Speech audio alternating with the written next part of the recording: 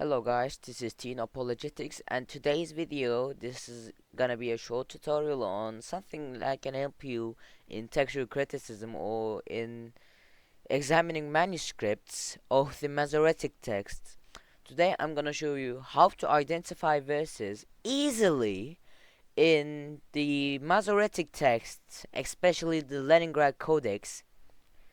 So the first point is that we get the codex from Sepharia.com, which is a Jewish website that has the scans, Talmud, commentaries of the rabbis in verses, etc. and etc. So you can find all your stuff there.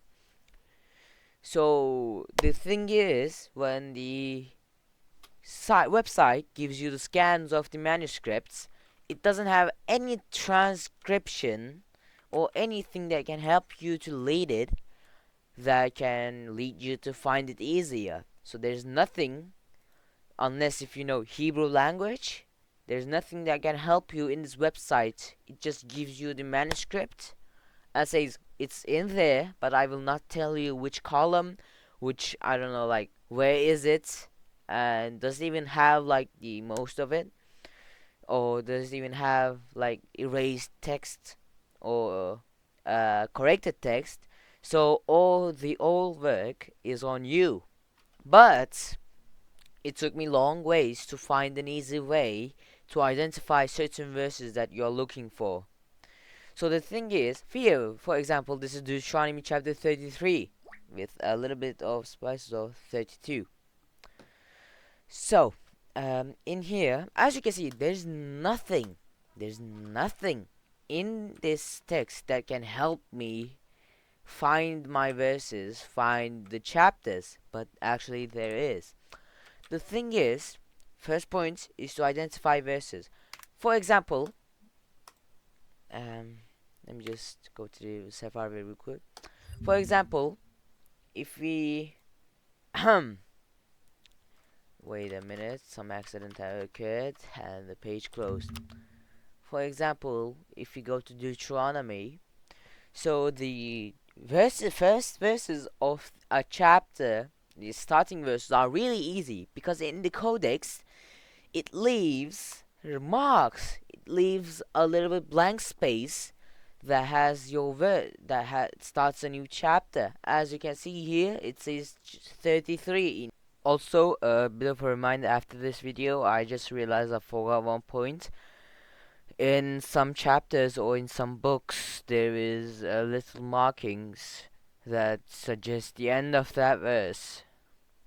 So just keep that in mind. There's several markings that suggest the end of the verses, so you can identify it better and easier and faster. These columns are usually corrections or the ends of the long verses, so it's not really a chapter end, maybe. You can say that, never mind. So for example, here I'm searching for Deuteronomy 33. So in order to identify the first words or the words that you're looking for, compare these. For example, you can also, by the way, you don't need to know Hebrew to identify these manuscripts. You just need to, have a good vision to identify these letters. What you can do to make it make it more easy to remind, more easy to remember, is to give them Latin names. For example, this letter here is X. I mean, it's here Aleph actually, or maybe this letter I call this R. This letter I call this T or R again. This letter N. You can go by RTXN. RTXN. Here, RTXN. Aleph here. So as you can see here, it's easier. And the other thing, when you identify the certain letters, you can go and go by the numbers of the letters. For example, there's 5. 1, 2, 3, 4, 5. Yeah, it's done. You identify this and you can go on and go on. More and more.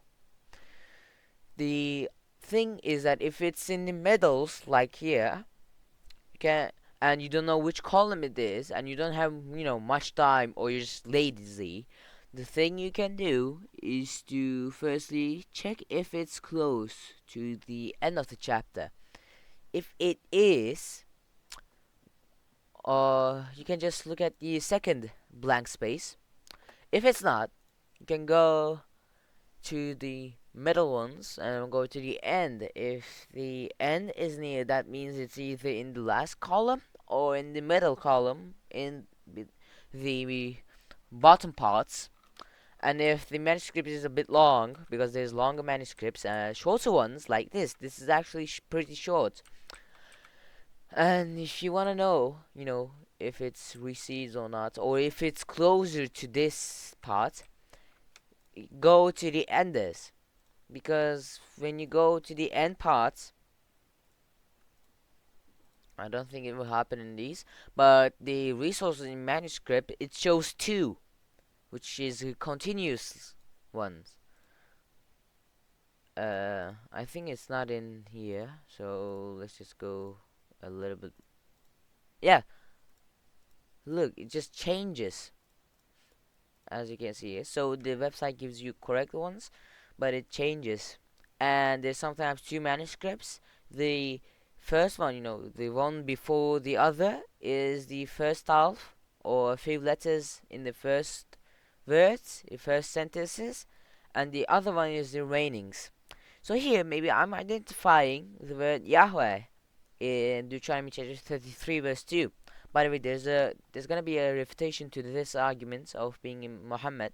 There's also gonna be a series of me and another people, maybe debunking the arguments of Muhammad in the Bible. So make sure to subscribe to watch that.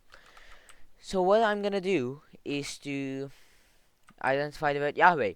So while identifying these letters, there's also a special tactic that I found it, which I call special letters identification. SLI. So if you look a bit here, you can see this letter, Lamed. Lamed goes up, while the other letters, if you identify it, goes, a certain pace. But this letter goes up. Here, this letter goes up. In many other places, this letter goes up than necessary. So while you finding it, here is an example. It's kind of erased, but it's hard to read, but you can make it out. If, by the way, it's hard to read, put it on paints and go to and make the lower text. So here, for example, there's actually here one of them. What you're gonna do is remember certain letters after and before the lamed, and then identify the remaining ones so that you can find it easier. The second one is, it kind of requires a little bit more Hebrew, but identifying the divine name Yahweh. For example, here is Yahweh in here. This is Yahweh here. N-I-N, this little poking out thing. Here, this is Yahweh. Identifying divine name is actually easy. It follows a certain pattern and is written with a little bit cautious for the scribes. Here is the tactic of identifying special letters and identifying the verses that you might found. And this is actually it. So you can identify it better with this. I hope this helps for you guys in your apologetic life or apologetic arguments. I hope this just helps. God bless you all. We may all be in grace with our God and Lord Jesus Christ. Have a nice day. I want to say one last thing before I close this video. Sorry for the amateur coding. I'm new to these, so I'm not a pro like inspiring philosophy or anyone out there. I will try my best, but this is the most I can do. So accept my apology. God bless.